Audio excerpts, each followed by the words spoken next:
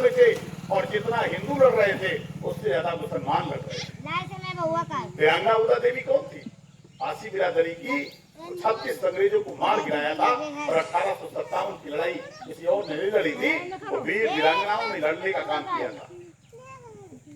आज गुलाब सिंह की लोधी की जयंती के अवसर पर मैं आपको बता रहा हूँ, पारसी बिरादरी में जन्मे मदारी पासी, वो हरदोई के रहने वाले थे। 1920 में उन्होंने एक आंदोलन चलाया और वो इसलिए आंदोलन चला था कि अंग्रेज किसानों से लगान वसूल करते थे। वो पढ़े लिखे नहीं थे, लेकिन रात रात चौपाल लगाया करते थे और चौपाल लगा करके अंग्रेजों के खिलाफ लड़ा करते थे। तो कहना ये चाहता हूँ, यावंती बाई कोरी, झलकारी बाई कोरी, यावंती बाई लोधी, ये ऐसे महापुरुष हैं, ये ऐसी वीर वीरांगनाएं हैं जिन्होंने देश के लिए कुर्बानी दी है। देश किसके लिए बना था?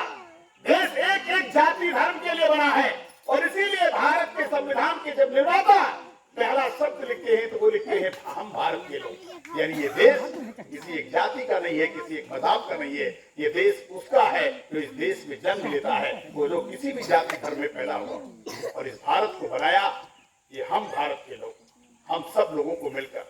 लेकिन जो चालाक लोग हैं वो हमको आपको आपस में लड़ाते हैं, हमको आपको आपस में व्यवस्था करना सिखाते हैं और उसका परिणाम क्या निकला कि चालाक लोग जो है सत्ता को हासिल करने के लिए आपस में संघर्ष सिखाते हैं। जैसे कहते हिंदू मुसलमान में झगड़ा हुआ, हिंदू मुसलमान का झगड़ा इस देश में कभी नहीं हुआ। इस देश में जब भी झगड़ा हुआ सत्ता के लिए झगड़ा हुआ। इस देश में जब भी कभी झगड़ा हुआ, जब भी कभी युद्ध लड़े गए तो सारे के सारे युद्ध लड़े गए केवल सत्ता के लिए, पावर के लिए, घर के लिए, संपत्ति के लिए। इसका झगड़ा इस देश में है, पहले भी था, आज भी है और आगे भी रहेगा। महाराणा प्रताप का और अकबर के बीच में युद्ध हुआ, किस बात के लिए युद्ध हुआ था? सीमा विस्तार के लिए, राज्य के लिए, धर्म के लिए युद्ध नहीं हुआ था। बाबर भी इस देश में आया और बाबर को लाने वाला अगर इब्राहिम लोधी, तो वो किस लिए था? वो भी सत्ता के लिए, वो भी जो है संघर्ष करने के लिए। धर्म के लिए कौन सा युद्ध हुआ?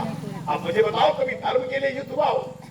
इस देश में जब भी कभी युद्ध हुआ, जब भी कभी संघर्ष हुआ है तो केवल संपत्ति के लिए हुआ।